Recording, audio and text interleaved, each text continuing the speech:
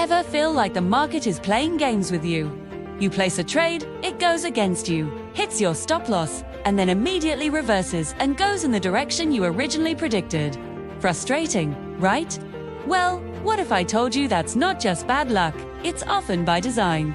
Big institutional players, or whales, move the markets in ways that can trap retail traders. But here's the good news. Instead of being their prey, you can learn to swim alongside them. Today, we're re-diving deep into the 5 key strategies that will help you understand market manipulation and trade like a whale. By the end of this video, you'll have a completely new perspective on the charts. First up, let's talk about liquidity sweeps. What is liquidity? In simple terms, it's where the money is. Think about all the stop-loss orders clustered above recent highs or below recent lows. That's a massive pool of liquidity.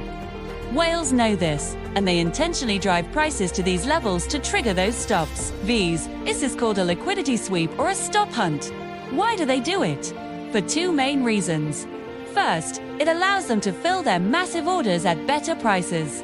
When your stop loss gets hit, you're forced to sell, and they're on the other side, buying it up.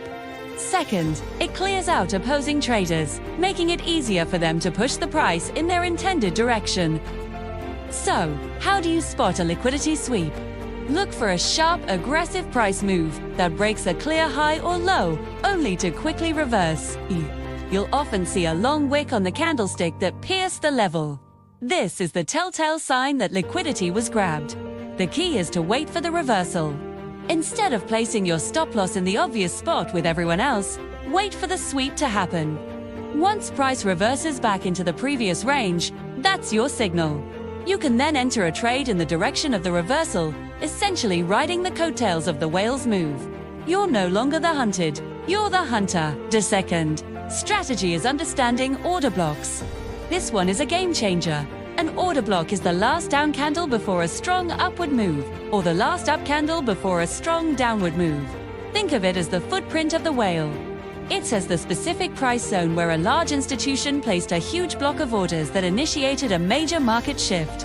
These zones act like powerful magnets for price in the future. Why? Because not all of the institution's massive order may have been filled initially. When price returns to that order block, they can fill the rest of their position, often causing a strong reaction.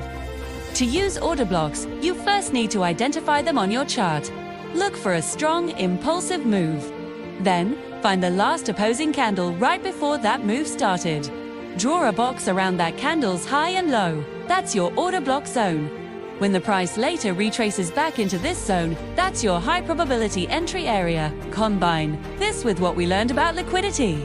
Often, the price will sweep a nearby low or high right before it taps into an order block and reverses.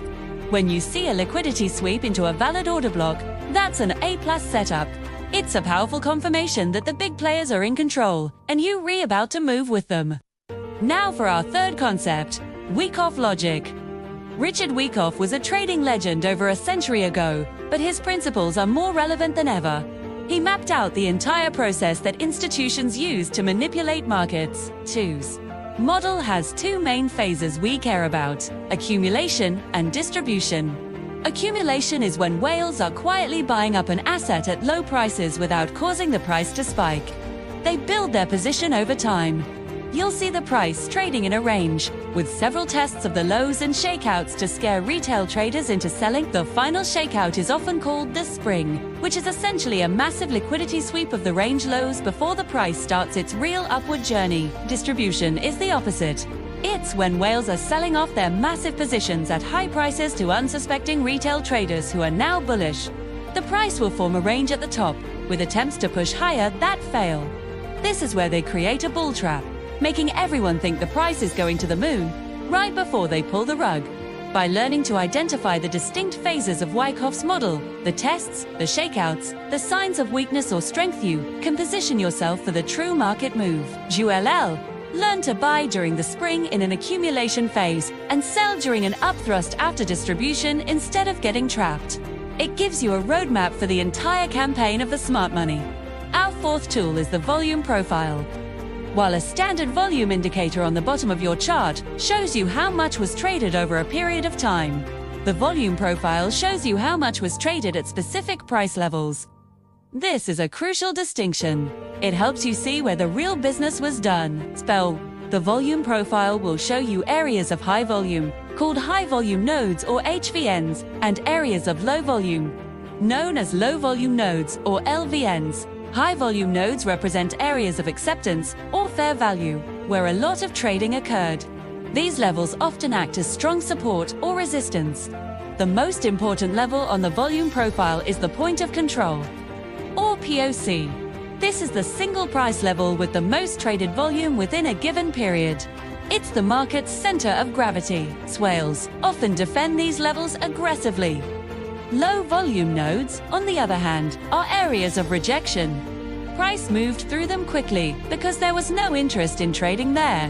These LVNs often get filled in later, as the market tends to revisit inefficiently traded areas. By using the volume profile, you can see where the institutions have built their positions. The HVNs and POCs use those levels as your targets or entry zones, adding another layer of confirmation to your analysis. Finally, and this is the macro view, we need to track central bank liquidity. At the end of the day, global markets run on liquidity provided by central banks, like the Federal Reserve. When central banks are printing money and injecting it into the system, known as quantitative easing, assets tend to go up. It's like a rising tide that lifts all boats. Conversely, when they are tightening policy and pulling liquidity out of the system, known as quantitative tightening, assets tend to face headwinds and go down. Whales don't fight the Fed, and neither should you. How can you track this? You don't need a PhD in economics. You can follow charts like the Fed's balance sheet or the reverse repo facility. There are many free resources online that track these metrics. When you see the overall liquidity environment is expanding, it provides a bullish tailwind for your trades. When it's contracting, you should be more cautious or look for shorting opportunities. By aligning your micro-analysis like order blocks and liquidity sweeps with the macro liquidity flow, you create a truly robust trading strategy. You're not just looking at a single chart, you're understanding the fundamental driver of all markets. So let's recap. To trade like a whale, you need to think like one. First, understand they hunt for liquidity, so learn to spot and trade after liquidity sweeps. Second, identify their footprints using order blocks as high-probability entry zones. Third, use Wyckoff logic to understand the market's narrative of accumulation and distribution. Fourth, use volume profile to see exactly where the heavy trading occurred and identify key levels of support and resistance. And finally, always keep an eye on the macro picture by tracking central bank liquidity to make sure you re-swimming with the current, not against it. By combining these 5 strategies, you'll stop being the victim of market manipulation and start profiting from it. It takes practice, but this framework will give you an edge that most retail traders simply don't have.